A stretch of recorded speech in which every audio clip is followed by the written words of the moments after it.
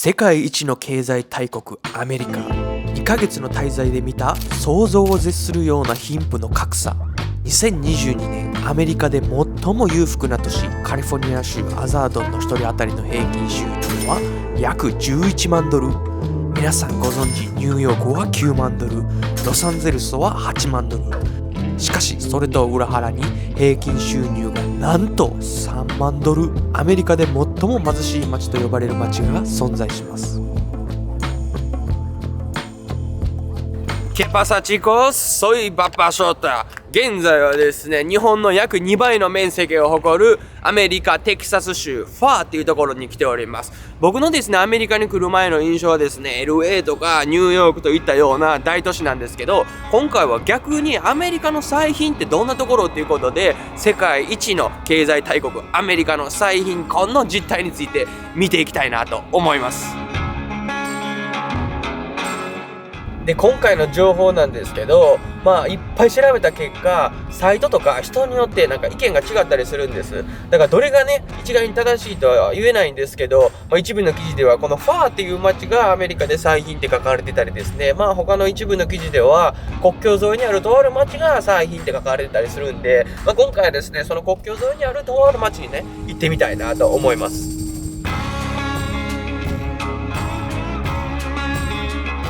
はい、ということで皆さん着きました。ここがですね、アメリカの最貧の町と言われているエスコベアーズっていう町でございます。人口約2575人で、面積がですね、約7平方キロメートルということで、かなり小さい都市なんですけど、アメリカの市として認められている町でございます。でですね、メキシコの国境沿いにある町ということで、こんな感じですね、教会もカトリックスタイルでございます。カトリック教会があって、で、98% の人がですね、スペイン語を話すっていうことで、しかしね、このね、町のことについて、情報がね、ほとんどない。一部の記事ではものすごい安全な場所って書いてる人もいれば、この町をですね、ものすごい危険な場所ってね書いてる人もいるんで、一概に何が正しいのかってわからないんですけど、ちょっとね、町の奥に入って探ってみたいなと思います。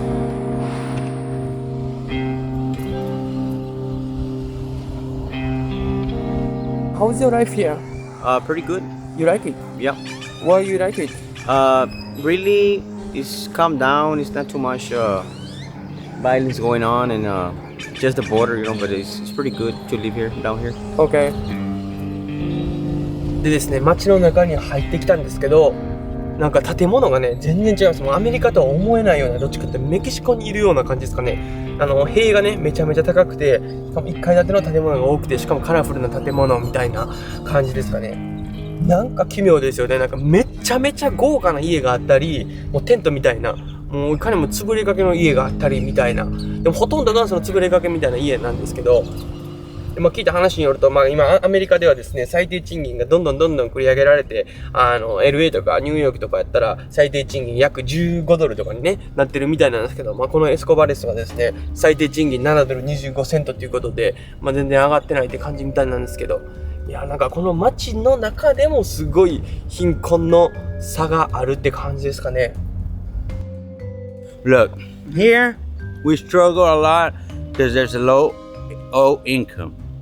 We struggle because there's no jobs. There's no jobs. Jobs pay lower than minimum wage. はい、ということで皆さん街歩いてるんですけど、7平方キロメートルって思ったより小さいですね。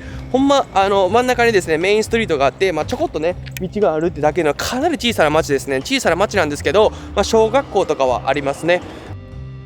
で、2022年の調査でですね、アメリカの平均年収というのは約6万ドルみたいなんですけど、この町の平均年収は約3万ドルということで、何年か前まではこの町の平均年収というのは1万5000ドルやったみたいで、この町に住む貧困線ラインを下回る生活している人っていうのは約 50% ということで、アメリカで最も裕福な町アサートンとかやったら、その貧困線ラインの下回る生活している人っていうのが 3.4% とか、 LA とかニューヨークでも約15% なんですけど、 50% ってすごい数値じゃないですか。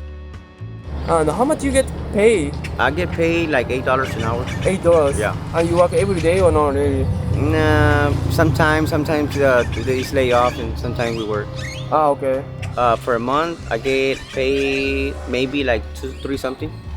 $3,000. $360. $360. $360. Yeah. It's quite difficult, man. For a Yeah. month. Yep. Oh. So how much is your living cost, like food and all that stuff? Maybe like $800. $800. Yeah. And then how much is your rent?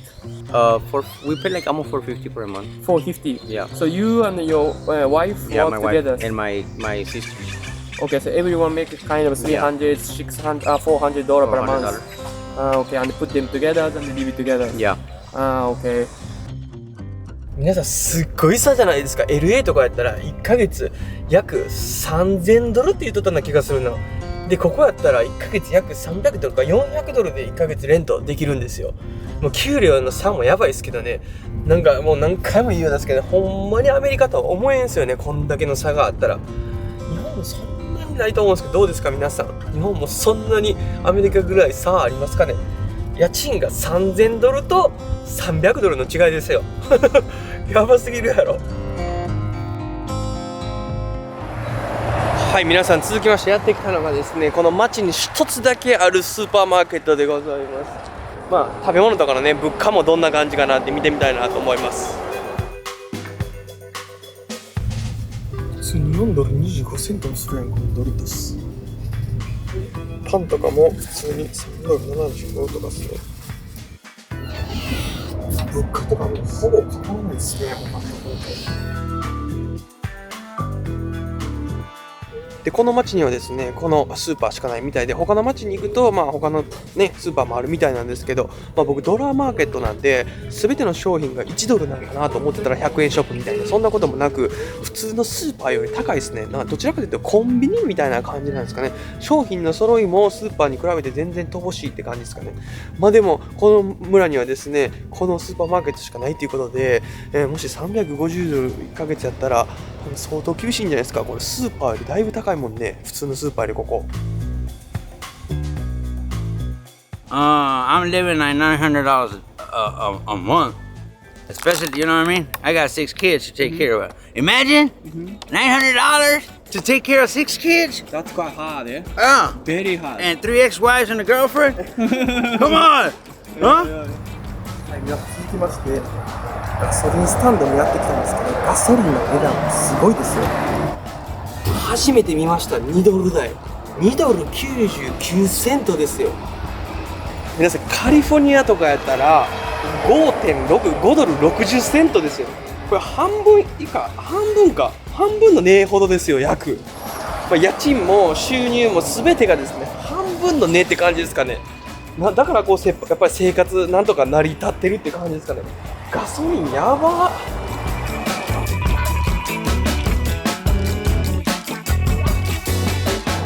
はい、続きましてこの街で一番レビューが高いレストランに来てみたいなと思います。さてここもメキシカンですね。アメリカに来ているのにほとんど僕メキシカン料理しか紹介してないというね。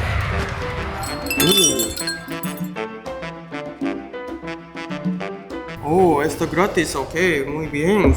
こんな感じで無料でですね、チップスとサルサもらいました。なんか他のカリフォルニアとかで食べるメキシカン料理とは全く違うザ・メキシカンみたいな感じですね。レモネードも見てください。ごっつでかいです。これなんぼなんや。¿Cuánto cuesta dice lemonade? Tres. $2. Muy barato aquí. ¿Sí? はい、ということで皆さん見てください。これ来たんですけど、この食べ物一つなんと$2.50ですよ。めっちゃ安くないですか。ほんま半値やな。さあいただきますか。よし。メキシコや。俺アメリカおらへん。メキシコにおる。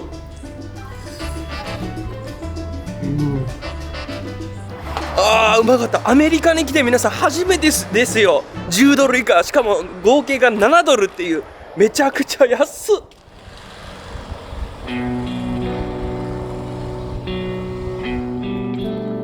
街のね一部ではこんな感じですね。廃墟化した建物がめちゃめちゃ広がってるっていうところもありますね。アメリカに来て初めて廃墟見たな。アメリカも広いから街の至るところには廃墟とかもあるんですかね。ほんまに栄えてるっていうのはメインストリートだけですね。メインストリートからちょこっと入ってくるとほんま廃墟もたっぷりあるし、全然違う感じやね。めっちゃ怖ない？ I have a question. Here, some people told me it's quite dangerous. What's going on here? Well, really, in the border, Only the border's too much illegal crossing the river, and right now it's too much crossing right now. Ah, yeah. Yeah. So you sometimes see people from Mexico here. Yeah. Oh, yeah. Yeah. Pues no lo hemos visto que se metan con nosotros. El peligro es en la orilla del río.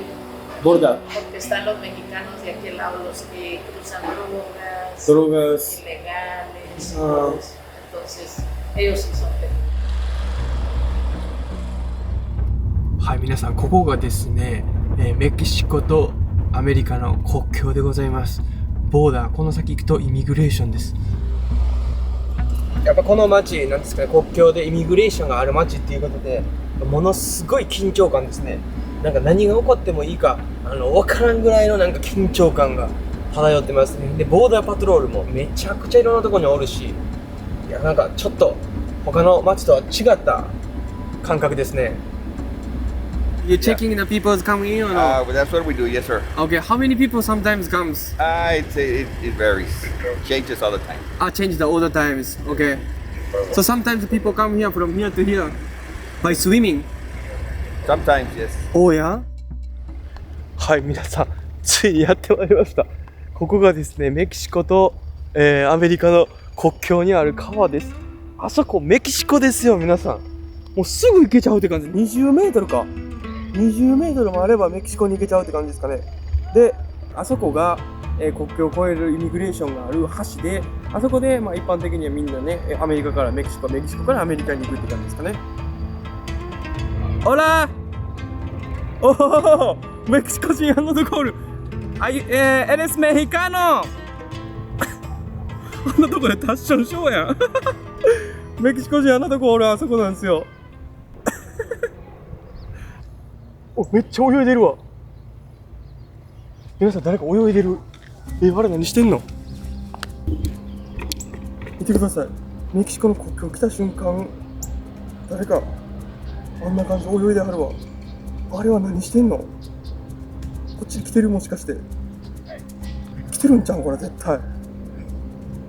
あれ絶対不法入国やろ。今メキシコから渡っていったで。皆さん見えました？ボーダーパトロールおらへん。バレてない。この木のね、裏に今隠れてるんですけど、どうなったん？まさかガン持っとって撃たれたりせんやろな。怖いな、なんか。やっば。いや、皆さんさっきの衝撃映像じゃないですか。どうなんですか？あれがほんまに不法入国者かどうかっていうのは僕もわからないんですけど、皆さんわかる人おったらコメントください。いやー、この町の人にね、聞いてみたところ、この辺りはものすごいセキュリティが強いところなんで、もっと向こう側のね、セキュリティが弱いところですごいそういう不法入国者が入ってきたりするみたいな感じで、この町では絶対ないみたいな感じだったんですけど、普通にやってましたよ。しかもめっちゃ簡単そうに。で、この向こうがですね、メキシコのタマウリパス州っていうところみたいなんですけど、2000年代以降ね、メキシコの、戦争がね、激化し、カルテルと、治安当局の抗争事件が勃発してるっていうことで、これからもですね、銃撃事件とかが発生すると言われてるみたいで、そういったことから逃げるために、このね、アメリカ側に、やってくる人たちがほとんどっていう話も聞きます。でね、これもね、聞いた話なんですけど、メキシコの、カルテルはですね、移民を密輸することで最近はものすごいお金を稼いでるみたいです。その額なんと130億ドル、日本円にして約2兆円稼いでるみたいです。えげつなくないですか、その、お金の量。で、このね、メキシコの国境沿いにある川のね、渓谷の近くにはですね、ものすごい、リストバンドが捨てられてるらしいです。で、そのリストバンドは何なのかっていうと、このメキシコのですね、カルテルはこの川とかですね、国境沿いの、町を支配してるみたいで、それを通るには通行料金みたいなのを払わないといけないみたいで、そのね、カルテルに、不法移民者はお金を払うことによってこのアメリカに入国する、不法で入国する手助けをさせてもらったり、カルテルが持ってる違法な、入国ルートみたいなのがあるみたいなんです。でそのね、不法移民者にこうリストバンドをつけてるのはですね、そのリストバンドの色でですね、どこの組織にこいつはお金を払ってるのかとか、そういったですね色とかスペイン語でなんか書いてあったりするみたいなんです。そのリストバンドを読み取ることによってなんていうんですかね、いろいろわかるみたいなんですけど、そういったことで、カルテルはですね、ものすごい、以外のビジネスで現在ですねお金を稼いでるということみたいです。Es que ellos dicen que son los dueños del río y cobran por a todas las personas que cruzan para acá, le cobran $3,000, $4,000. Para cruzar el río para Estados Unidos. ¿Ah, sí? Si a los ilegales ¿Cuánto cuesta? les cobran como $3,000, $3,000. $3,000. Sí, $3,000. Es Y el muy que- caro. Y el que cruce sin pagar, Sí. Mata. ¿O sí? lo sí? ahogan. Dice, no, se ahogaron. No, Se no se ahogaron. ahogaron. Es que de seguro los ahogaron. 市民に聞いて明らかになる町の闇ビジネス。その不法移民がやってくるルートは信じられないものでした。彼ら曰くですね、なんでその不法移民者が、メキシコにいるカルテルとかにお金を払うのかというと、そのカルテルがですね、メキシコ側のポリスとかイミグレーションの人たちをお金で買うみたいです。お金で買うことによってそいつらをコントロールすることによってこう、不法移民者たちをアメリカに、送るルートを作るという。でこのねエリア、このアメリカ側の国境沿いも全部が全部じゃないんですけどお金で買われてるポリスはいるみたいです。めちゃくちゃ生々しい話じゃないですか。でカルテルのねやることをね聞いてみたらものすごかったです。不法移民者をですねメキシコから、アメリカにですね入国させて、その後隠し場所みたいなところに連れて行ってですね、そこで身代金を請求するみたいです。で身代金を請求して払えない、支払い能力がない人は指切られたりですね、家族を人質に取られたりってするみたいです。プラス、そのね不法、入国してきた人たちはですねカルテルによって、どっかに売り飛ばされて労働者として使われたりするみたいです。なんかもう話聞いただけでゾッとしますよね。なんで、たくさんのメキシコ人が、向こう側に住む人がこっちに渡ってきたいってもうね思うのかってなんか分かりますよね。あっちの現状がですねこう20メートル超えただけでもう180度違う世界が待ってる感じですよね、聞いた話によると。なんで不法入国でね1万人とですね1日、来る人たちがほんまもう私たち、地獄から、抜け出させてくれ、刑務所から解放してくれって叫びながら来るみたいです。恐ろしいですよ。You know, and then we have a lot of those illegal immigrants coming down here. Okay. You know, we have a lot of problems with. So what kind of people come here? Like, Oh, I from- hear like Central America. No, they Mexico. come from Central America, Yeah. Guatemala, Asian as well. Asian also. Why? But it's rare. Like most of all is like Mexico and Central America is basically like 50+%. Okay. No, or 60, right? 60. Okay. And 40% Other countries. the other countries. Oh. 僕が思ってたのは不法移民とか不法入国者はメキシコ人がほとんどだと思ってたんですけど、そうじゃなくてほとんどの人が中米であったり、中にはですね中国人が混ざってたり、世界の裏側の人がこの不法入国に混ざってるみたいです。それが皆さんどういう意味か分かりますか？その人が言う説によると、反アメリカの国がメキシコにその国の人々を送ってアメリカに不法入国させて内側から潰すという、そういった、戦略が今あるみたいです。で1日約1万人の人が来たりするんで、もう誰が誰だか分からんような状態の中入ってくるみたいです。何もこのですね、不法移民問題は中南米、メキシコ VS アメリカじゃないかもしれないです。もしかしたらアメリカ VS 全世界かもしれないです。特に、反米のある国。 So life is quite hard, you say. Here, life is quite hard because there's a lot of like I said, the drug trade here is very big. Oh yeah. The trafficking, and we try to stay away from all that. But I mean, it's open around here. You know, everything from marijuana to cocaine. It just depends. You know, what the people ask for is what they're gonna send over here. で、彼らの話曰く、この町はですね、昔リトルコロンビアって言われてたみたいで、それはなんでかというと、すべてのドラッグがですね、ここを通して、この国境を通してアメリカに運ばれててからっていうことで、リトルコロンビアって言われてるみたいなんですけど、現在、アメリカではですね、フェンタニールっていうドラッグがもう大流行しております。僕がね前に撮影に行ったラスベガスのトンネルでもそうですし、スキッドローでもそうですし、フェンタニールに苦しんでる人がものすごい数で、フェンタニールはですね、モルヒネとかヘロインの約50倍の強さということで、もう危険度も超マックス、しかも依存性もめちゃくちゃある感じで、しかもそれがですねめちゃめちゃ安いということから大流行してるんですけど、なんとそのフェンタニールで亡くなったアメリカ人8万人みたいです。約恐ろしくないですか。でそれがですね、メキシコから入ってきてるみたいなんですけど、2014年にはですね10キロほどしかフェンタニールは入ってきてなかったんですけど、密輸されてなかったんですけど、現在なんと5400キロものフェンタニールが密輸されてるみたいです。すごい事件ですよ。でここからがすごいんが、そのフェンタニールはですねメキシコから入ってきてるんですけど、フェンタニールの発祥がですねなんと中国みたいです。中国からメキシコに行って、メキシコからアメリカに入ってきてると。その意味が皆さんどういうことか分かりますかね。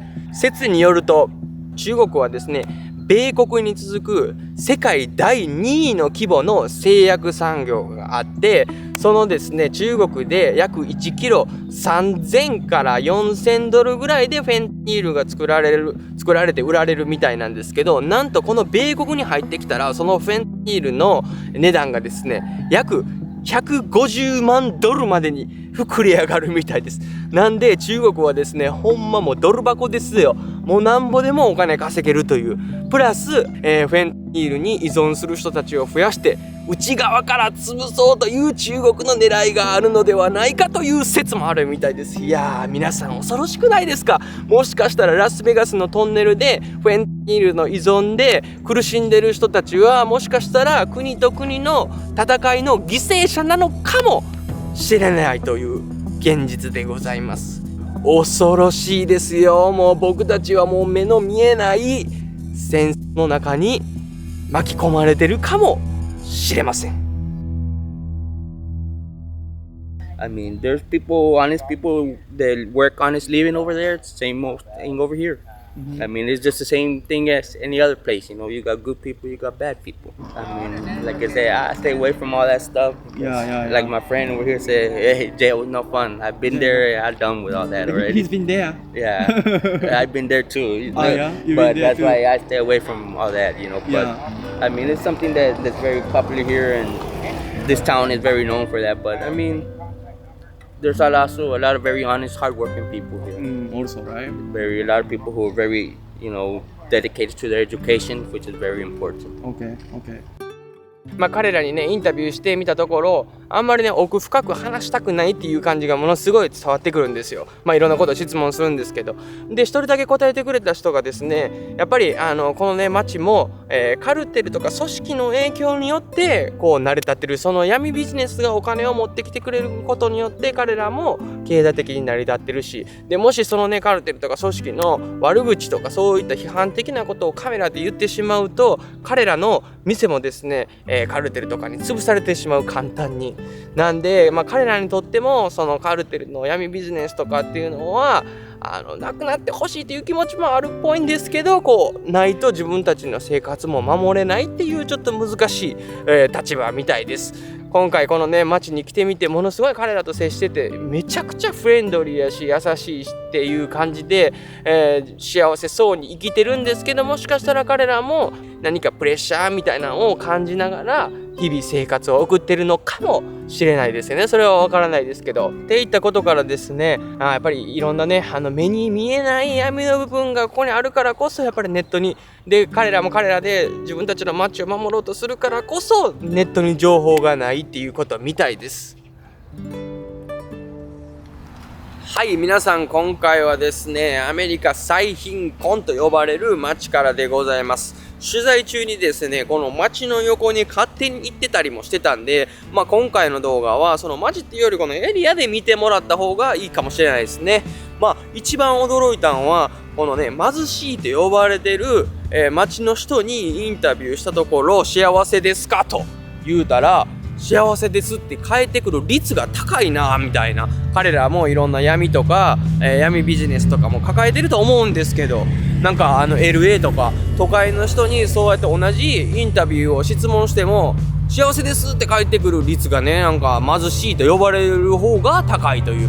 これなんか毎回思うんですけど、なんでなんかな、なんか面白いなと思っていろんな人に聞いてるんですけど、今回のね動画が皆さんいいなと思ったらチャンネル登録のほどよろしくお願いしますということで、アメリカのテキサスの南部、メキシコアメリカの国境沿いからでございます。皆さんアディオス。